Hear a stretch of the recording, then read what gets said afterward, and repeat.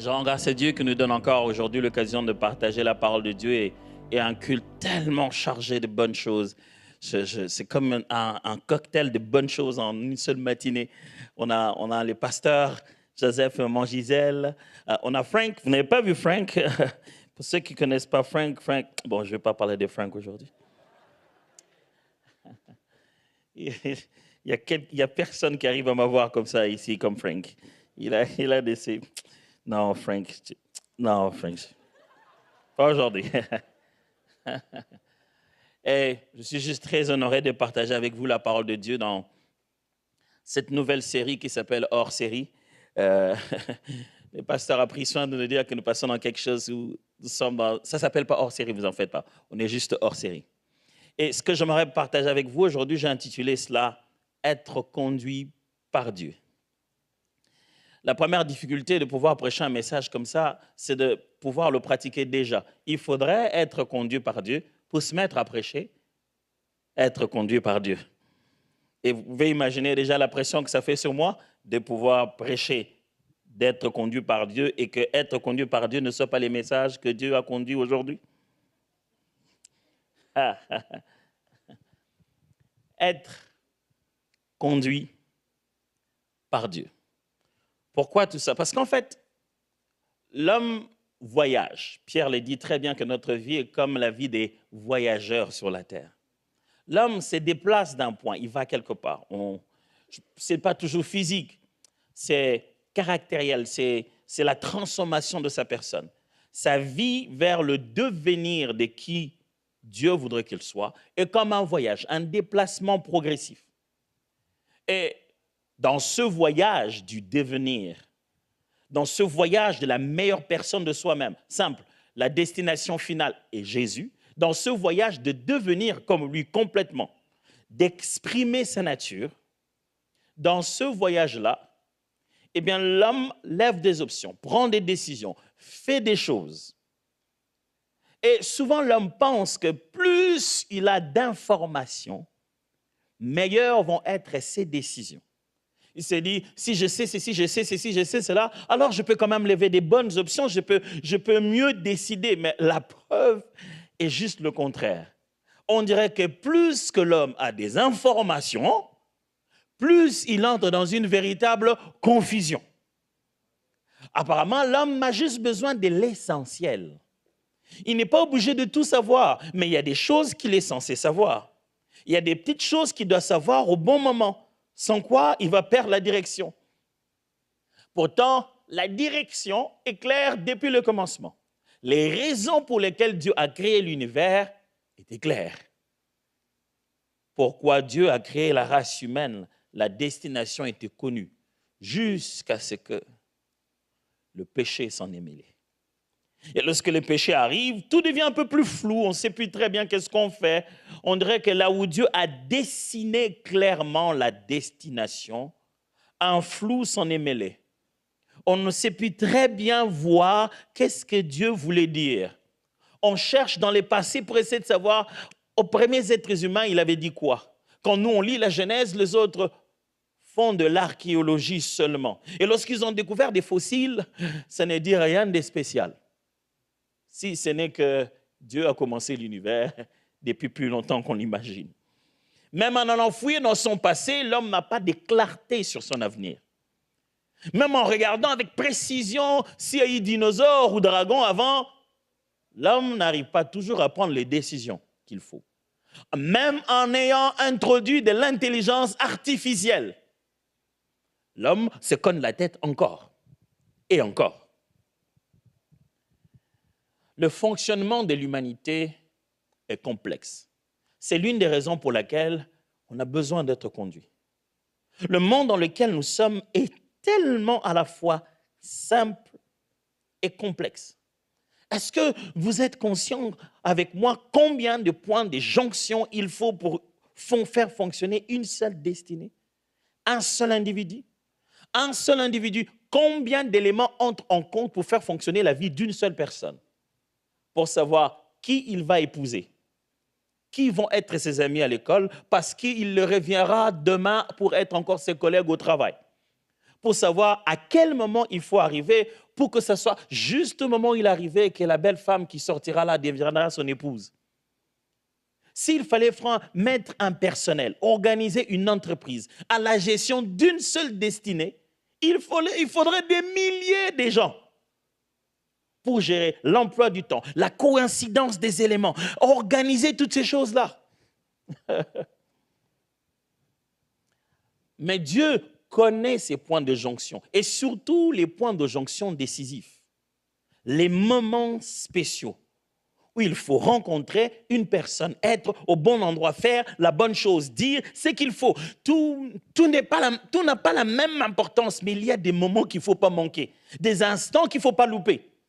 C'est surtout pour ces moments-là qu'on a besoin d'être conduit, qu'on ne peut pas faire seul notre vie. Il faut quelqu'un pour nous dire quand est-ce le bon moment. Quelqu'un qui nous explique ce qui se passe réellement. Vous savez, des fois, on a besoin d'explications.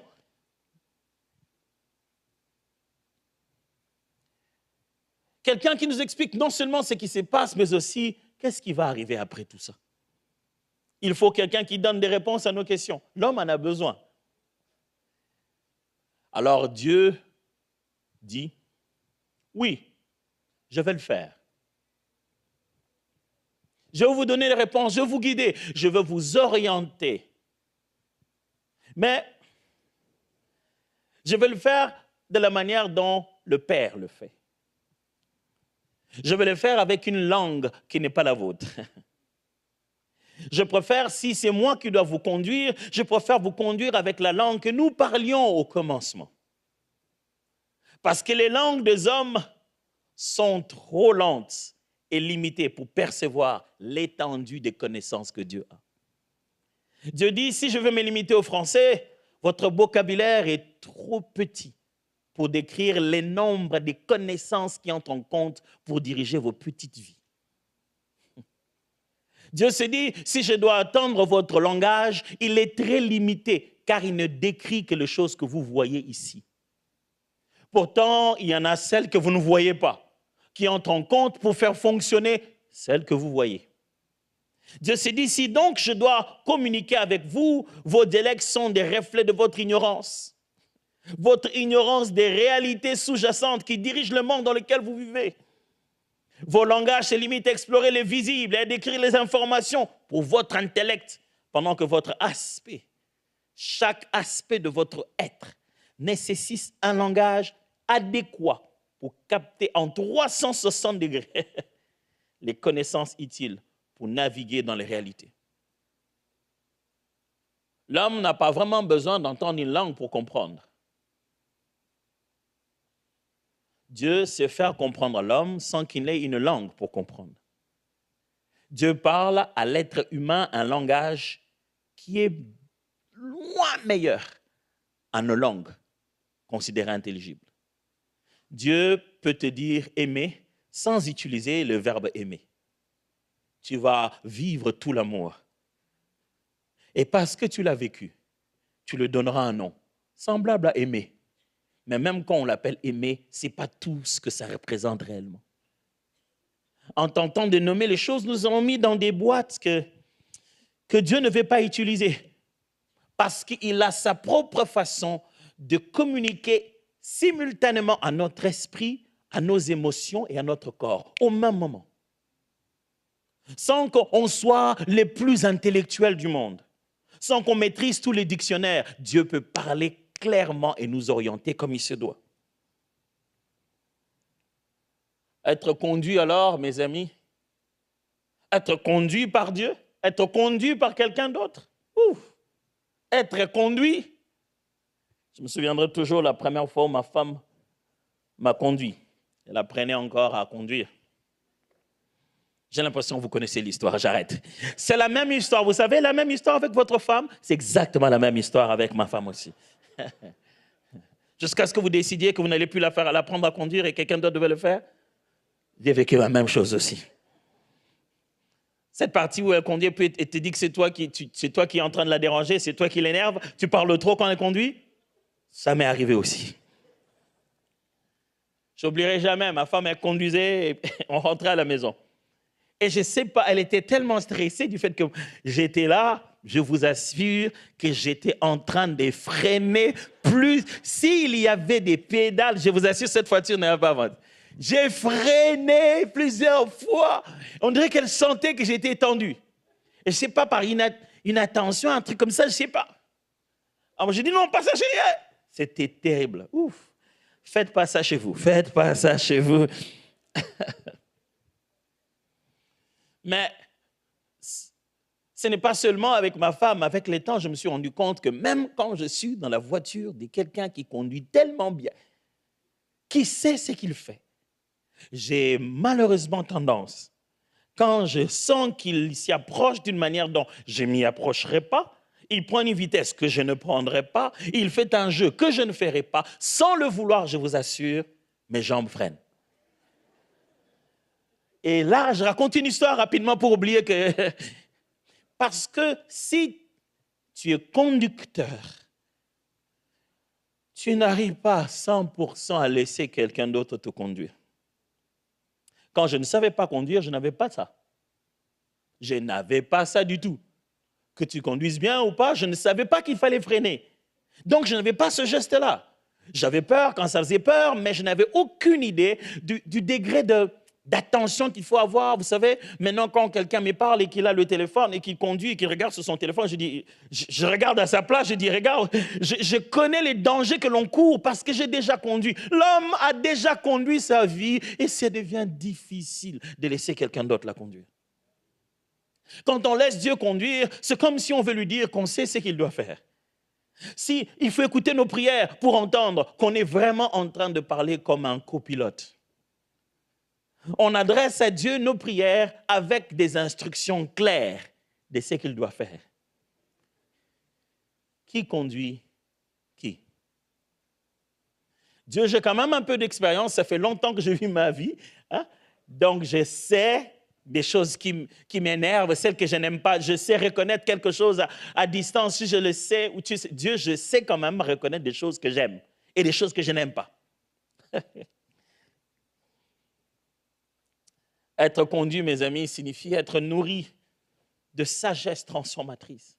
Quelqu'un d'autre nous apporte une sagesse si précise qui nous change, qui ne vient pas des informations complètes que les hommes ont ou des expériences mal interprétées que nous avons, mais de la sagesse omnisciente, une sagesse qui a toutes les connaissances nécessaires, une sagesse qui demande qu'à être obéie pour transformer nos vies, étape après étape. Être conduit, c'est que quelqu'un nous dise quoi faire, quelqu'un d'autre nous dise quoi faire. L'homme n'aime pas qu'on lui dise quoi faire. L'homme n'aime pas qu'on lui dise quoi faire. Les gens se sont battus, ils sont allés en prison parce que l'un a dit à l'autre quoi faire. De quel droit tu oses me faire? Tu crois, surtout quand tu fais un commentaire sur le travail. Ah, toi, tu veux m'apprendre mon travail maintenant? Quelqu'un, finalement, t'a quand même appris ce travail.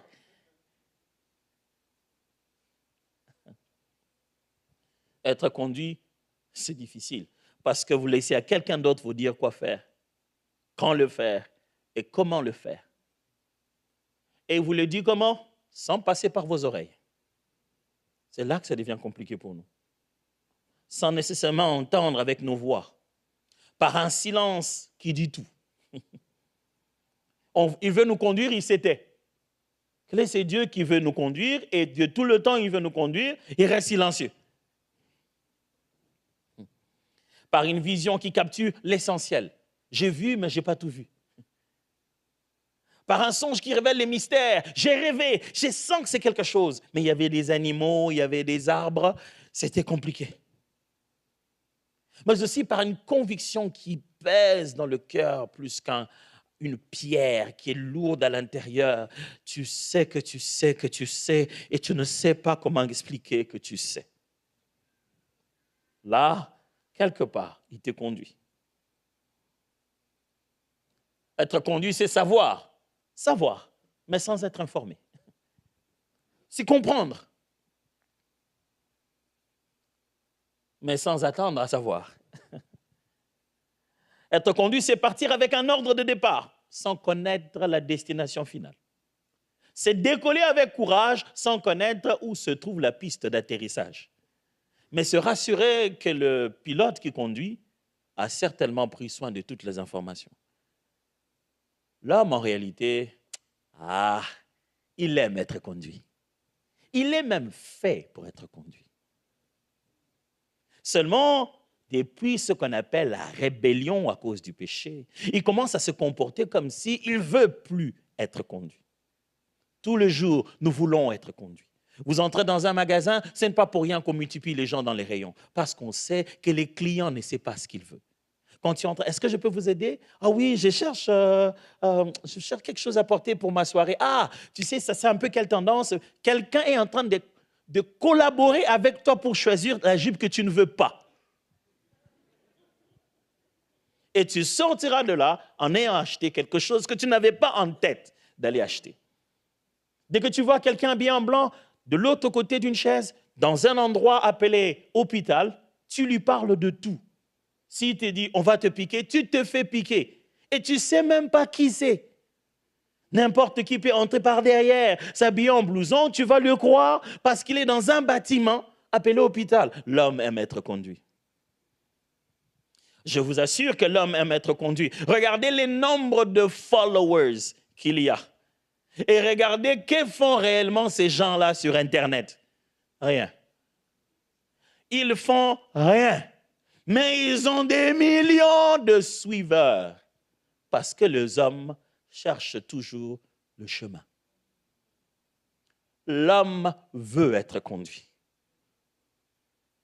Il fait tout pour ne pas donner l'impression, mais il veut être conduit. Mais la partie qui fait peur à la conduite, c'est que être conduit, c'est perdre son indépendance. Vivre au rythme d'une autre personne. C'est avouer clairement que malgré son expérience de vie personnelle, sur soi-même, on reste incapable de se diriger efficacement. On sait ce qu'il faut faire, mais ce n'est pas suffisant. On sait ce qu'on aurait dû faire, mais ce n'est pas tout ce qu'il faut faire. L'homme a besoin d'être conduit. Pour deux autres raisons majeures, à cause de la corruption de sa race. L'homme ne fonctionne plus comme il est censé fonctionner. Il est en défaillance. L'homme serait un robot, il planterait de temps en temps. Je vous assure. Vous avez déjà fait ça avec l'intelligence artificielle, vous lui demandez génère-moi une image d'un homme qui tient sa guitare en train de jouer au village. Il vous génère l'image d'un homme qui a 7 doigts avec une guitare qui entre un peu dans son corps. Ils ont un terme pour ça. On appelle ça délirer, je crois. Ils disent que l'intelligence artificielle fait des délires comme ça. Oh, tu te rends compte que ce n'est pas exactement ça. Je pense que l'homme est comme ça. Il a un genre de fonctionnement qui est un peu perdu. Plus encore, il fonctionne avec un genre de virus appelé péché. Il ne sait plus très bien retrouver le nord. Moi, un jour, je conduisais chaque fois à différents endroits, j'allais avec un GPS. Mais je ne savais pas que mon GPS avait des paramètres à l'intérieur. Où que j'aille, ça m'amenait toujours vers la porte arrière. C'est-à-dire que si je vais dans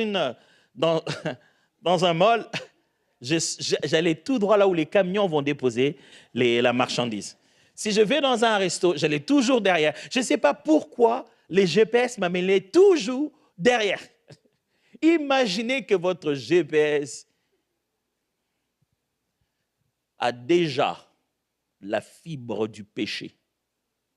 Ça vous amènera toujours, même quand c'est beau, c'est bien, ça ne vous amènera jamais vers la porte d'entrée. Mais la deuxième raison qui fait que l'homme a vraiment besoin d'être conduit, c'est le fait que nous avons de l'autre côté un ennemi spécialiste en illusion.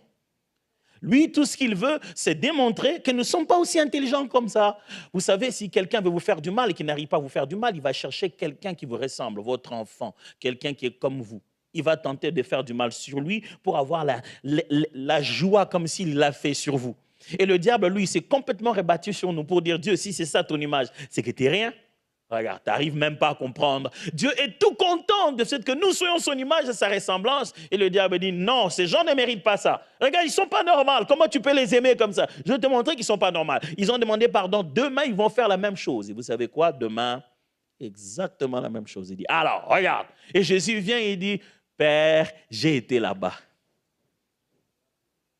J'ai porté ce corps. Je sais comment ça fonctionne. J'ai des choses à te dire. Automatiquement, il devient un avocat auprès du Père. Ce qu'il dit au Père a du sens parce qu'il a été tenté de toutes choses comme l'un d'entre nous. Non seulement qu'il a pu dealer avec le corps, il a pu aussi arrêter la puissance du diable. Il devient donc la meilleure personne à nous conduire.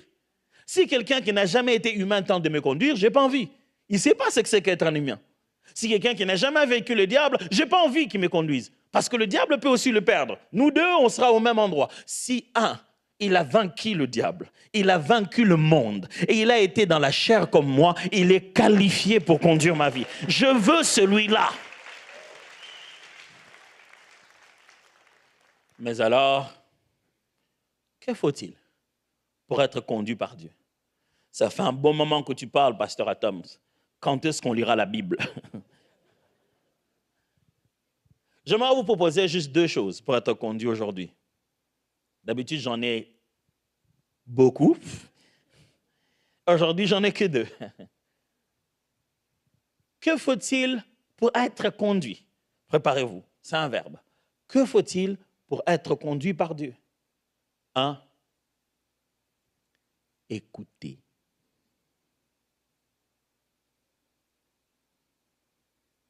J'ai dit quoi? On dirait que vous ne m'avez pas écouté.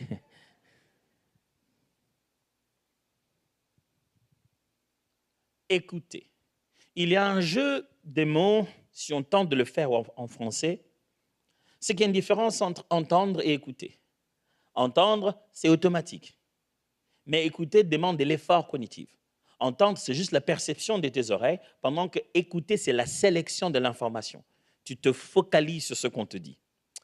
Et écouter, c'est choisir de prêter attention, de donner du sens, de répondre. Dans la Bible, ça prend un tout autre sens, ça devient encore meilleur. Écouter dans la Bible ne signifie pas seulement entendre avec l'oreille, mais ça veut aussi dire obéir. Ça veut en même temps dire retenir, mémoriser dans son cœur, pas seulement dans sa tête. Ça veut dire s'approprier de ce qu'on entend et répondre à ce qu'on entend. Ça dépasse l'idée de seulement percevoir. Ça veut dire recevoir et vivre ce qu'on entend. Le problème avec nous les hommes, on n'écoute pas. Si vous avez un homme à côté de lui, à côté de vous, dites-lui, pourquoi tu n'écoutes? Non. Il y a des gens qui se sont fait regarder par leurs voisins. C'était trop menaçant pour qu'il ose dire ça. Mais il a compris dans tous les cas. Je vais encore parler de ma femme, parce que, ouais, dans ma bouche, il fait que parler de ça. Je ne sais pas, moi aussi, je ne sais pas. Mais je vois souvent ma femme, comment elle fait avec mon fils, le dernier. Quand il vient, elle va tonner sur lui plutôt. Elle va dire, mais Roland, pourquoi tu n'écoutes pas? Qu'est-ce que je t'avais dit? Tu vois les enfants quand ils font des bêtises. Mais qu'est-ce que je t'avais dit, Roland? Je t'avais dit, quand tu reviens, tu ramènes d'abord tes choses dans ta chambre. Pourquoi tu n'écoutes pas? Et il est là. Maman, c'est parce que plus elle dit, pourquoi tu n'écoutes pas? Plus ça monte, plus lui recule. Il connaît la scène, il dit, je vois où on va.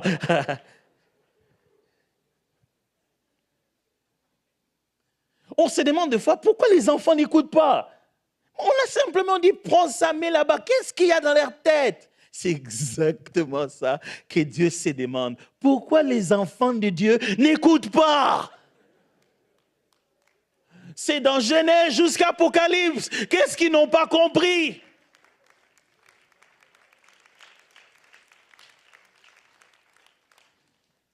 C'est encore drôle quand sa maman lui dit, qu'est-ce que j'ai dit? Il répète tout ce que sa maman lui a dit, qu'il n'a pas respecté. Deutéronome chapitre 6, versets 1 à 5, détient l'un des textes les plus forts de l'affirmation de la foi du judaïsme. N'oubliez pas que la foi chrétienne vient du judaïsme. Deutéronome chapitre 6, versets 1 à 5. Voici les commandements, les lois et les ordonnances que l'Éternel, votre Dieu, a commandé de vous enseigner, afin que vous les mettiez en pratique dans le pays dont vous allez prendre possession. C'est Moïse qui est en train de rappeler à Israël, en route vers la terre promise, les commandements que Dieu a donnés, qu'ils doivent appliquer dans la terre que Dieu leur a promis. Verset 2. Afin que tu craignes l'Éternel ton Dieu, en observant tous les jours de ta vie, toi, ton fils et les fils de ton fils, toutes ces lois et tous ces commandements que je te prescris, et afin que tes jours soient prolongés. 3. Tu les écouteras donc, Israël, et tu auras soin de les mettre en pratique, afin que tu sois heureux et que tu multiplies, et que vous multipliez beaucoup, comme te l'a dit l'Éternel, le Dieu de tes pères, en te promettant un pays où coule le lait et le miel. Ici commence la belle phrase, qui se répète chaque fois qu'il y a des rencontres dans une synagogue. Écoute, Israël, l'Éternel, notre Dieu, est le seul éternel. Ou l'Éternel, notre Dieu, est le seul Dieu, ou l'Éternel, notre Dieu, est un seul Dieu. Tu aimeras l'Éternel, ton Dieu, de tout ton cœur, de toute ton âme, de toute ta force. Dieu est en train de parler au peuple d'Israël. Il ne s'est pas rentré dans la terre promise. Moïse a déjà parlé. Vous imaginez comment l'homme a du mal à écouter? On a un premier livre qui s'appelle Exode, dans lequel se trouve la sortie du peuple d'Israël, et Moïse leur dit la loi à l'intérieur, direct, genre live, il est sorti, il descend, il leur dit la loi, mais il y a tout un autre livre qui s'appelle Répétition de la loi. Parce que l'homme, une fois, ça ne passe pas. Il y a tout un autre livre qui s'appelle Deutéronome, qui zoome sur toutes ces lois. Et même quand dans Deutéronome, on a donné des lois, vient encore tout un autre livre qui zoome sur les lois lévitiques. Parce qu'une seule fois, ça ne suffit pas pour l'homme. Il faut répéter, répéter, répéter. Et ici, Dieu parle à Israël. Il dit, là où je vous envoie, c'est là où j'ai promis. Vous serez visités, c'est la terre promise. Le lieu coule le lait et le miel. Mais écoute, Israël. Il ne parle pas à un individu. Il parle à tout un peuple. On comprend tout de suite qu'il ne s'agit pas des oreilles, là. Ça va plus loin. Ça veut dire, reçois ce que je dis. Entends, retiens. Prépare-toi à agir. Alors, j'ai prévu aujourd'hui de vous faire juste 2 petites reformulations pour qu'en partant, on se dise, écouter, ça signifie vraiment quoi? Ce que j'aime, c'est encore le fait que dans Marc chapitre 12, Jésus répète la même chose. Ce n'est pas une histoire de la loi passée avant le Christ, non. Là, on est en plein milieu de Christ. Jésus-Christ, on lui pose la question, on lui demande, quelle est la plus grande loi? La plus grande loi, le test, on veut savoir son niveau de connaissance de la Torah. J'aime le fait que dans Marc, il y répond exactement comme on y répondait à l'époque rabbinique, comme on y répondrait dans une synagogue. Dans les autres évangiles, il commence directement, tu aimeras l'Éternel ton Dieu. Mais dans Marc, il le répète pleinement, comme on l'a lu à partir du verset 4. Il dit, Marc chapitre 12, verset 29, la Bible dit, Jésus répondit, voici le premier commandement. Écoute Israël, ok. Le premier commandement, ce n'est pas tu aimeras. Avant même tu aimeras, il y a un prélude. À l'intérieur du premier commandement, il y a la force du commandement. Il y a le sens du commandement. Avant de dire aimer, avant de dire obéir, avant de dire ne pas tuer, tout ça là, il faut commencer par écouter. Jésus introduit ça très bien. Il dit, écoute Israël, le Seigneur notre Dieu est l'unique Seigneur. Commencez d'abord par là, écoutez. Intériorisez, mettez dans votre cœur. Et alors dit, et tu aimeras le Seigneur ton Dieu de tout ton cœur, de toute ton âme, de toute ta pensée et de toute ta force. Voici les seconds. Tu aimeras ton prochain comme toi-même et il n'y a pas d'autre commandement plus grand que cela. J'aurais voulu qu'il dise, le premier commandement c'est, après avoir dit écoute, c'est tu aimeras. Non, il a dit le premier commandement c'est écoute. Il commence avec écoute à l'intérieur. Il dit tout ça, ce que Dieu vous a recommandé, ce n'est pas entendre seulement. Il vous a recommandé d'intérioriser les phrases que je veux me mettre à dire tout à l'heure. Écouter, c'est quoi? N'oubliez pas, écouter, c'est la première des choses qu'il faut faire pour être conduit par Dieu. Il faut écouter.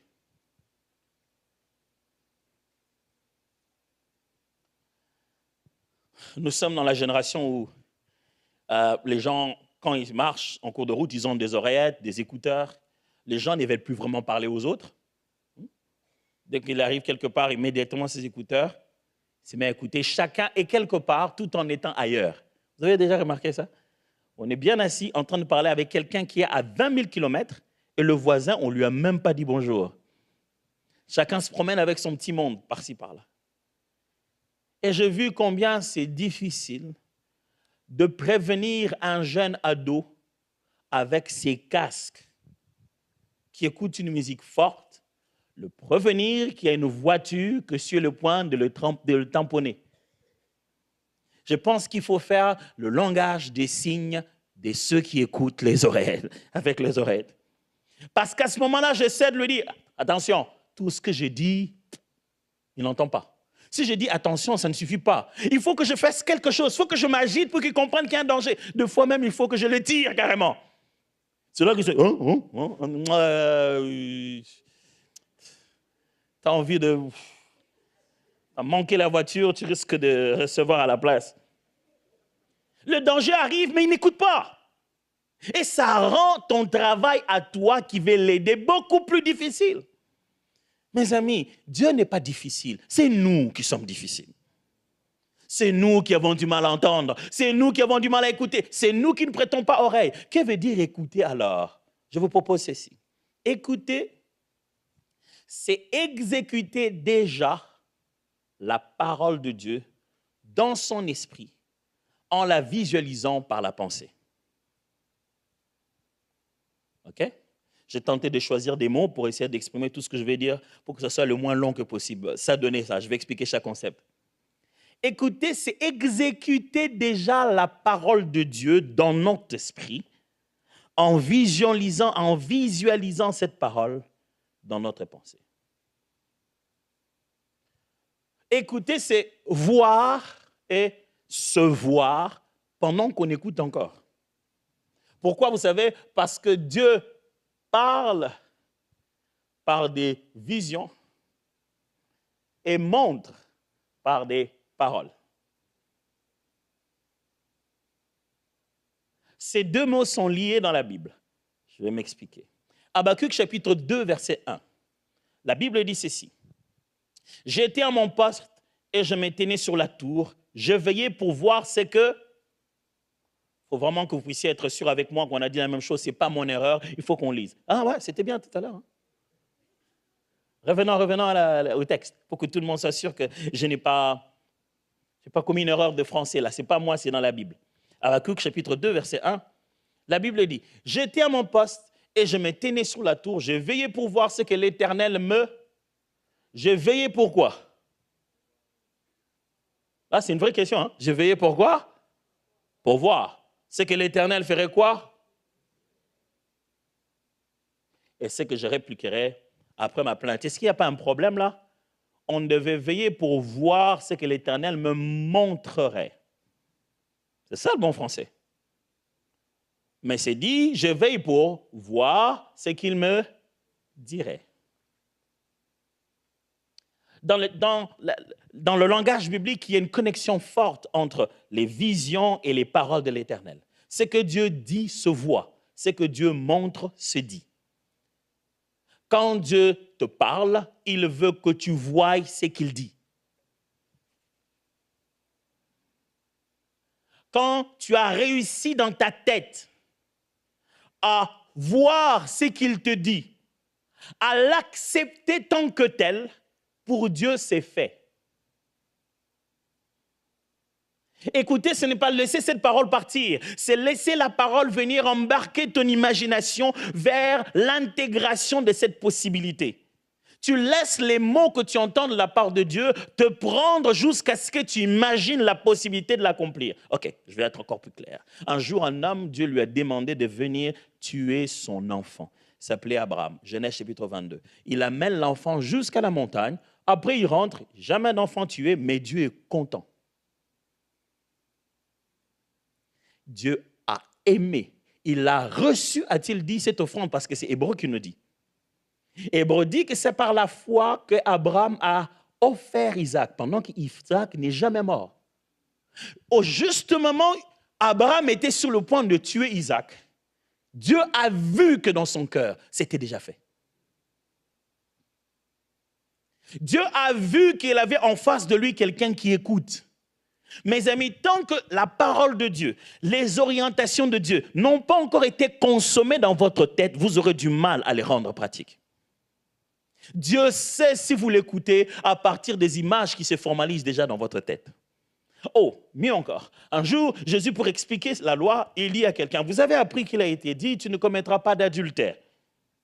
Mais moi, je vous dis, c'est lui qui voit la femme de son frère et qui déjà dans ses pensées, mes amis, la partie où l'État ne nous arrête pas, l'État ne t'arrête pas d'avoir conçu ça dans ta tête. L'État va t'arrêter quand tu as traduit ça en acte. Et toi, tu vas préparer une défense qui signifie que dans ta tête, ça ne va pas bien. Et ils vont te libérer. Même eux, ils savent qu'il y a une connexion entre ta tête et ce que tu fais. Mes amis, écouter Dieu, c'est dire à son esprit, j'ai déjà accepté à l'intérieur. Il a dit, pars, je me vois partant déjà. Si tu ne te vois pas déjà de l'autre côté, tu ne l'exécuteras pas. Ce sont les yeux de la foi et la conviction du cœur. Ce que je parle par se voir, ce n'est pas un exercice mystique de transcendance, non. C'est une façon à l'intérieur de refaire tout son monde et de placer la nouvelle vérité à l'intérieur. Si Dieu te dit, écoute, je veux que tu puisses aller servir les enfants. Si tu ne te vois pas enlever les couches, être énervé, si tu n'acceptes pas les paroles là, les intègres pas pour commencer à le voir, tu auras du mal à les exécuter. Vous savez, cette vision qu'on a, c'est elle qui nous permet de persévérer. Parce qu'on a vu ce qu'on veut voir manifester. On l'a déjà quelque part. C'est déjà à l'intérieur. Vous savez, quand Christ est venu pour mourir à la croix, il le savait. Il le savait, il connaissait pourquoi il est venu. Frères et sœurs, est-ce que vous avez déjà vu ce que vous devez faire? Écoutez, c'est voir ça. Si vous êtes là à lire la Bible, en train de dire, bon, vraiment, j'ai lu la Bible, Dieu a dit qu'il faut que je sois bon, gentil avec les gens. Si vous ne voyez pas gentil, vous ne ferez pas gentil. Si vous ne voyez pas ce que ça signifie dans ta maison à aller prendre, si tu ne vois pas l'habit qu'il faut prendre, les véhicules qu'il faut prendre, la chose qu'il faut prendre pour exprimer exactement cette générosité, tu ne l'exprimeras jamais.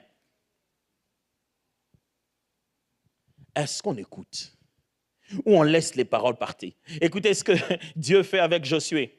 Il est sur le point de lui donner une victoire. Mais écoutez comment il commence cette conversation. Josué chapitre 6, versets 1 à 2. Il dit, la Bible dit, Jéricho était fermé et barricadé devant les enfants d'Israël. Personne ne sortait et personne n'entrait. Vous imaginez, à cause de l'adversaire, on ne sait même plus sortir nous-mêmes. Mais il n'a même pas encore attaqué. Écoutez le verset 2. L'Éternel dit à Josué, qu'est-ce qu'il lui dit? Vois, je livre entre tes mains Jéricho et son roi, ses vaillants soldats. Ce n'est pas qu'à Jéricho, à Josué qu'il dit ça. Il est dit aussi deux fois à Moïse. Il est dit aussi quelquefois ailleurs dans la Bible. Dieu veut faire une chose, il veut livrer un adversaire à son peuple. La première des choses qu'il leur dit, vois, je livre entre tes mains. Que je vois quoi? Vois. Laisse ta foi voir. Parce qu'il y a un lien fort entre écouter ce que Dieu te dit, voir ce qu'il veut s'aimer en toi et posséder ce que tu vas devoir vu. C'est-à-dire, il y a cette affaire entendre, voir et posséder. Entendre, voir et posséder. Mes amis, nous ne pourrons pas traduire en action quelque chose que nous ne voyons pas encore. Non, mais moi, je n'arrive pas à voir. Je comprends ce que tu dis, mais on fait ça comment? C'est ça ce que j'appelle ici. Si ça s'appelle obéissance, tu dois voir comment on fait ça. Tu vas te battre à vouloir comprendre, imaginer. Et il faut que ça sorte des images dans ta tête. Commence à dire, oh, ça veut dire que chaque matin, je dois prendre mon véhicule. Alors là, tu as compris. Alors là, tu sais quoi faire. Ah bon, ça veut dire que chaque fois que les gens viennent chez moi, je dois arrêter de parler des autres. C'est ce qu'on appelle commérage. Oui. Ah donc, ça veut dire que quand je parle au téléphone, il ne faut pas que je parle d'autres personnes, je dois arrêter de... Oui. Quand tu commences à voir exactement ce qui doit être fait, tu commences à entendre. Tu commences à écouter. Mais vous savez ce que nous, on aime voir vite? Ce n'est pas l'action qu'on va poser, mais la punition qu'on va subir. C'est comme ça que les enfants sont. Ils n'obéissent pas parce qu'ils ont bien vu quoi faire. Parce qu'ils voient la main des mamans en train de gifler. Et je veux pas ça. Ça, ce n'est pas la bonne crainte. La bonne crainte doit être remplie d'amour. Ça doit te permettre de visualiser ce qu'on t'a demandé de faire avec bonheur, pas la colère qui va en venir. Est-ce que nous écoutons?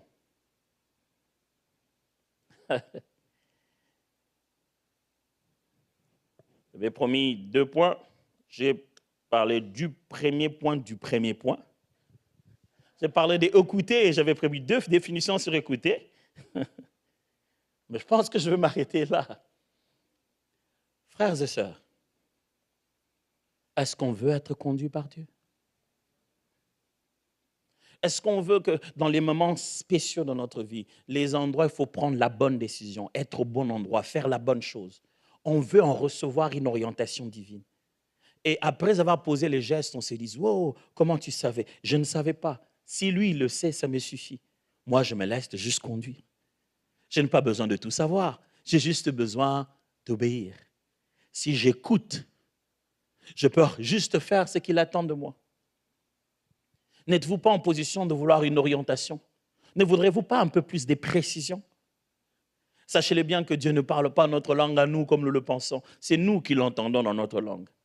Dieu parle beaucoup plus. C'est beaucoup plus intéressant quand vous étudiez comment fonctionne l'oreille.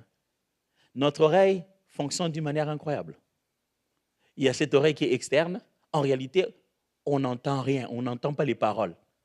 C'est juste une vibration qui frappe à notre oreille, qui va à travers cette partie extérieure. On entend, si on n'en avait pas, on ne pouvait pas entendre. Il faut qu'une petite partie de nous soit détachée de notre corps. C'est pourquoi quand quelqu'un te dit « tu as des grosses oreilles », c'est un compliment. Ne le prends jamais mal. Si on n'en a pas, le son nous passerait comme ça, nous serons incapables de percevoir. C'est pourquoi ils sont légèrement détachés de notre corps pour arrêter le son et l'introduire en nous. Quand il entre en nous, il n'y a pas que ça comme oreille, il y a encore ce qu'on appelle l'oreille interne. Et vous savez là-bas, qu'est-ce qu'il y a? Il y a une sorte de liquide qui est à l'intérieur, qui fait que quand le son arrive, il vibre. En fait, on n'entend même pas les paroles. On entend une vibration sonore qui retentit sur du liquide. Dans nos oreilles, il y a du liquide. Et qui après va monter sur notre système de cerveau. Et qui va interpréter ça par des émotions et des ressentis. Et notre cerveau va chercher des informations qu'on a dit, ah, ce genre de son, ça veut dire « je t'aime ». On n'a pas entendu « je t'aime », la tête a entendu « je t'aime ». Mais ce qui est allé à l'intérieur, c'est complètement autre chose. C'est exactement pareil. Quand Dieu nous parle, il utilise un tout autre mécanisme. On n'a pas besoin de l'entendre dire « saute ». Mais on peut comprendre qu'il veut qu'on saute. Ce qu'on a besoin, c'est de saisir sa volonté pour nous. Mes amis, laissez-vous être conduits par Dieu. Votre famille ne tombera pas dans les problèmes inutiles. Laissez-vous être conduits par Dieu. Ça fonctionne même dans votre travail. Si Dieu vous conduit, vous rendrez votre mari heureux, vous rendrez votre femme heureuse. Même dans nos relations, mes amis, on prend des décisions et quelqu'un te dit « Oh, c'est comme si tu savais. » Mais toi-même, tu t'es dit « Au fond, j'ai juste eu envie. » La Bible dit « Le juste trouve dans son cœur de voies tout tracées. » Et une voix qui lui dit « Tourne à gauche, tourne à droite. » Mes amis, ça peut être des options simples que vous avez levées. Mais après des années, vous vous rendez compte. Dieu m'avait conduit. J'ai 4 enfants. Je ne veux pas qu'un jour, 2 ans, 3 ans, 4 ans, 5 ans, 6 ans, quand ils ont grandi, maintenant on se fait des débats, il y a des contradictions, il y a de l'opposition. Ils ont maintenant leur propre voix, de plus en plus. Je suis en train de voir comment je vais diviser le loyer par 4, 5, pour que chacun paye. Je paye pour ma femme. Comme ça, le droit à la parole fait le droit, l'obligation au loyer. Ça va taire les gens. En fait, tout ce que je ne veux pas, c'est que demain, mes enfants disent « Papa avait pris une mauvaise décision. » Et en même temps, on leur dit « Papa a été conduit par le Saint-Esprit. Papa était pasteur. » Et il n'a fait que prendre mauvaise décision après mauvaise décision. Pendant que j'ai dit à Jésus de conduire mon foyer, je lui ai dit de tout prendre, de tout faire. Pourquoi j'essaierai de faire encore? Je sais que j'ai besoin d'être conduit. La bonne nouvelle est celle-ci. Si vous lui demandez de vous conduire, il vous conduira. Vous ne le sentirez peut-être pas. Vous ne le verrez peut-être pas. Il a plusieurs façons de faire parvenir sa volonté dans nos cœurs. Mais si vous êtes soucieux de faire ce qu'il veut que vous puissiez faire, si vous ne savez pas le voir de jour, il vous le fera même rêver de nuit. Si vous ne savez pas le rêver de nuit, vous en aurez comme une imagination en parlant. Et puis en matin, on dit « Ah, mais j'avais cette pensée en moi. » Parce qu'il sait mettre en nous le vouloir et le faire. Frère, on ne sait pas vaincre ce monde si on n'est pas conduit par Dieu. Je vais être là où il fallait que je sois et absent là où il fallait que je ne sois pas. Je ne veux pas me retrouver au mauvais endroit au mauvais moment. Qui est donc celui qui me conduit? Comment m'amène-t-il au mauvais endroit, au mauvais moment? Je ne veux pas des mauvais rendez-vous avec la destinée. Je veux être là où il voulait que je sois, au moment où je dois être, faisant ce qu'il attend de moi, juste en train d'être bon et fidèle serviteur.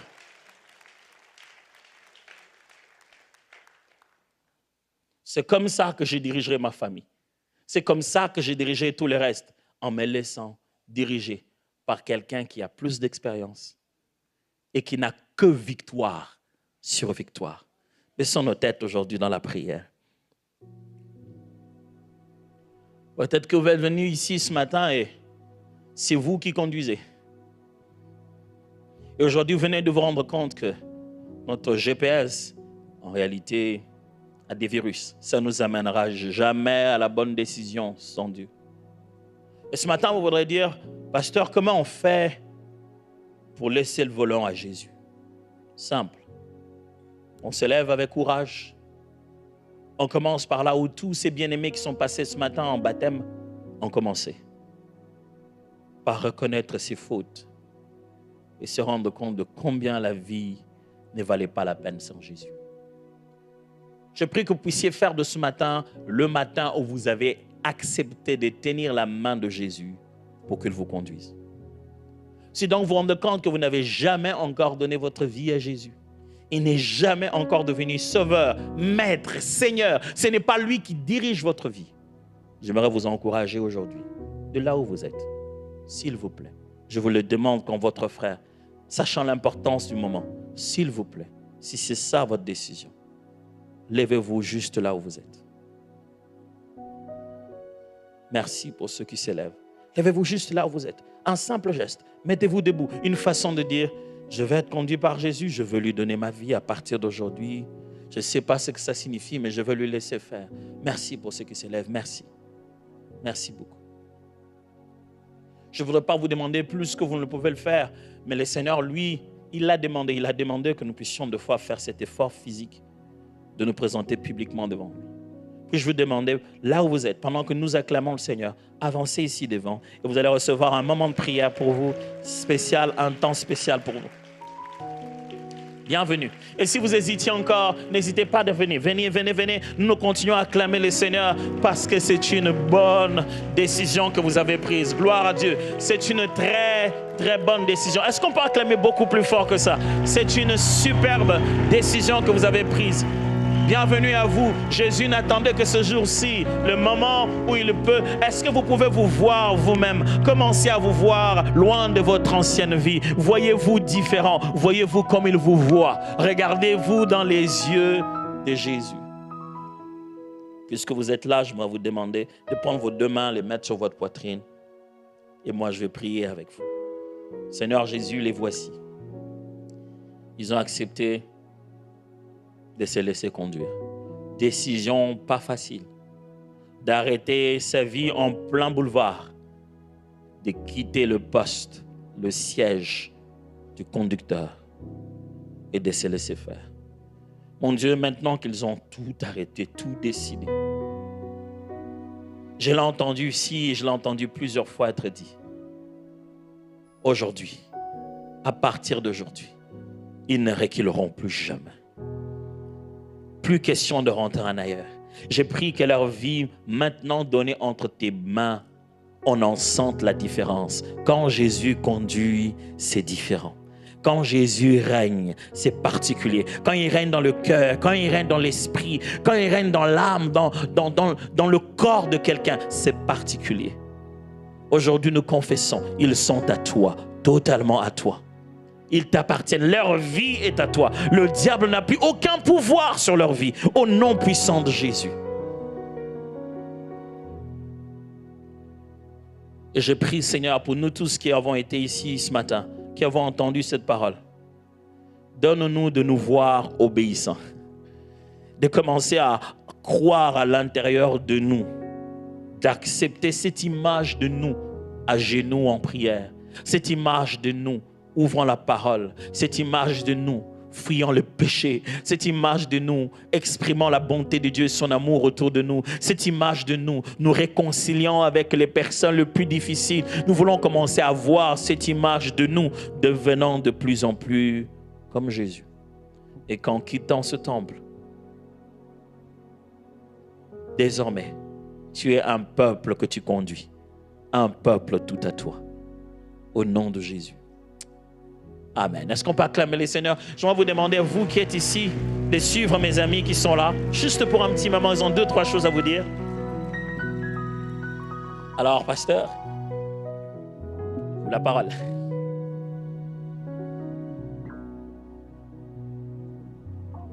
Merci, merci. On peut se lever ensemble pour terminer cette célébration. J'aimerais prier pour chacun de vous, pour cet après-midi, les jours qui sont là devant vous. On va se retrouver à notre mercredi plénitude à 19h. Seigneur, on te remercie pour ta parole. Non seulement on a voulu l'entendre, mais également l'écouter. Merci pour tout ce que tu as fait. On est tellement reconnaissants. Seigneur, également pour ces personnes qui aujourd'hui ont pris cet engagement de marcher avec toi tous les jours de leur vie dans une bonne conscience. Reconnaissant pour chaque personne qui est ici ce matin. Chaque personne est venue avec des interrogations, avec des décisions aussi à prendre pour certains. Et aujourd'hui, tu nous as encouragés à pouvoir écouter, prendre le temps d'écouter. Et comme dit ta parole, pas seulement écouter, s'abuser par de faux raisonnements, mais mettre cette parole qu'on a écoutée, qu'on a entendue en pratique. Père, je veux bénir chaque personne ici dans les situations des uns et des autres. Tu connais les besoins de chaque personne, tu connais les besoins de chacun, et tu as promis, comme nous l'avons entendu, que nous allons être conduits par ton esprit. Merci parce que tu es le bon berger, et tu as promis que tes brebis entendent ta voix, elles la reconnaissent. Alors nous avons cette ferme assurance, cette ferme conviction d'être dirigés par toi, de ne pas marcher sans voir dans les ténèbres, mais d'être dirigé dans la lumière. J'aimerais qu'on puisse terminer en déclarant que tu puisses prier là où tu es. C'est ta confiance en lui avec tes mots. Dis-lui, Seigneur, j'ai confiance en toi pour aujourd'hui, pour demain, pour la semaine qui vient, pour ce mois de juin qui est là. J'ai confiance en toi, Seigneur, pour ce problème, pour cette situation, pour ma famille, pour mes finances, pour le travail. J'ai confiance en toi, Seigneur.